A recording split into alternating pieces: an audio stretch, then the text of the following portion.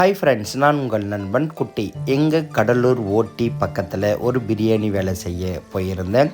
அப்படியே காலையில் அந்த ஹார்பர் பக்கமாக போனால் இந்த மீன் ஏற்றுறது, இறக்குறது, விற்கிறது இதெல்லாம் பயங்கரமாக நடந்துருச்சு. சரி, இதை ஒரு சின்ன வீடியோவை எடுத்துருவோம் சொல்லி எடுத்துட்டேன். இங்கே நமக்கு அந்த பெரிய பெரிய போட்டில் இருந்து அப்படியே வந்து மீன் இறங்கும். இந்த மாதிரி ஐஸ் கட்டி, இந்த ஐஸ் கட்டியை இந்த மிஷினில் உடைச்சி பொடியாக்கி பெரிய பெரிய மீனெல்லாம் பாக்ஸில் ஒரு கவர் மாதிரி கீழே போட்டு அப்படியே ஐஸ் கட்டியை கொட்டி மீன் அடுக்கி அதுக்கு மேலே திரும்ப ஐஸ் கட்டியை கொட்டுறாங்க. இந்த மாதிரி பதப்படுத்தி தான் எக்ஸ்போர்ட்டாக நமக்கு வெளிநாட்டுக்கு, வெளி மாநிலத்துக்கு ஏற்றுமதி பண்ணுறாங்க. அதாவது அந்த புது மீன்களிலும் இந்த மாதிரி ஐஸ் வச்சு மீன்களிலும் வித்தியாசம் என்னென்னா, அந்த ஐஸ் ஏறி ஏறி அந்த மீனுடைய சத்துக்கள், அந்த ருசிகள் எல்லாம் குறைஞ்சிடும். அதனால தான் புது மீன் நீங்கள் எந்த மீனில் வேணால் குழம்பு வைங்களேன், அவ்வளோ ருசியாக வாசனையாக சூப்பராக இருக்கும். நீங்கள் இந்த மாதிரி அதிக ஐஸ் வச்ச மீனை எப்போவுமே குழம்பு வைக்கும்போது கொஞ்சம் ருசி கம்மியாக தான் இருக்கும். வஞ்சிர மீன் அப்படியே எப்படி பாருங்கள், அப்படியே லைனாக அடுக்கி அப்படியே அது மேலே ஐஸ் கட்டி கொட்டி பேக் பண்ணுறாங்க. அது ஏற்றின்னு போகிற வண்டி கூட ஃபுல் ஐஸ் பாக்ஸ் வண்டி தான். இந்த மாதிரி ஒரு கவர் போட்டு ஐஸ் கட்டி கொட்டிடுறாங்க. இந்த ஐஸ் கட்டி சீக்கிரமாக கரையாதான். ஏன்னா இதில் ஏதோ ஒரு கெமிக்கல், அது என்னன்னு தெரியல, எனக்கு தெரிஞ்ச வரைக்கும் அம்மோனியான்னு நினைக்கிறேன்.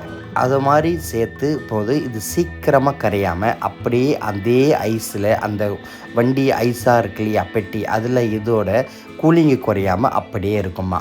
இது பாறை மீன் அப்படியே சூப்பராக எடுக்கிறாங்க பாருங்கள். இங்கே இறங்கும்போது மீன் ஃப்ரெஷ்ஷாக இருக்குது. ஆனால் இந்த மாதிரி அடுக்கி போய் இறங்கும்போது எப்படி இருக்குன்னு எனக்கு தெரியலை.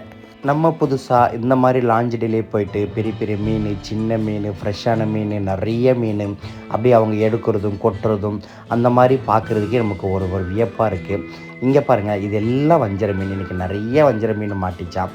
ரொம்ப பெரிய சைஸ் இல்லாமல், சின்ன சைஸ் இல்லாமல், நார்மலாக 2 கிலோ 1.5 கிலோ அளவுக்கு சூப்பராக இந்த சைஸில் மீன் வாங்கி வறுத்து சாப்பிட்டா ரொம்ப நல்லாயிருக்கும். இங்கே பார்த்தீங்கன்னா இந்த லாஞ்சிலேருந்து வருது இல்லையா அந்த போட்டு, அதிலிருந்து என்ன பண்ணால் கூடக்கூடிய மீன் தராங்க. அந்த மீன் அப்படியே எடை போடுறாங்க, அப்படியே வாங்கிக்கிறாங்க. வாழை மீன் மீனாக விலை போகலாலும் வாழை கருவாடு ரொம்ப சூப்பராக இருக்கும், ருசியாக இருக்கும். எங்கே கடலூர் காராமணி குப்பம் சந்தைன்னு சொல்லி கருவாட்டு சந்தைன்னு இருக்குது. கடலூருக்கே ஒரே சந்தை, ஃபேமஸான சந்தை அங்கே தான். நாகப்பட்டினம், காரைக்கால், இங்கே கடலூர், பாண்டிச்சேரி எல்லா இடத்துலேருந்து கருவாடு எடுத்துகிட்டு வந்து சேல் பண்ணுவாங்க. வாழை கருவாடு அவ்வளோ அருமையாக சூப்பராக இருக்கும், எனக்கு ரொம்ப பிடிக்கும். இங்கே பார்த்தீங்கன்னா கனவா, பெரிய பெரிய கனவா அப்படியே அந்த மையோட கருப்பாக அப்படியே இருக்குது. இது அப்படியே அந்த ஐஸ் கட்டியெல்லாம் தள்ளிட்டு அப்படியே பொறுக்கி கூடையில் எடுத்து எடை போட்டு கொட்டுறாங்க பாருங்கள். ஒரு கனவாவே 5 பேர் சாப்பிட்லாம் இருக்குது, அவ்வளோ பெருசே கனவா.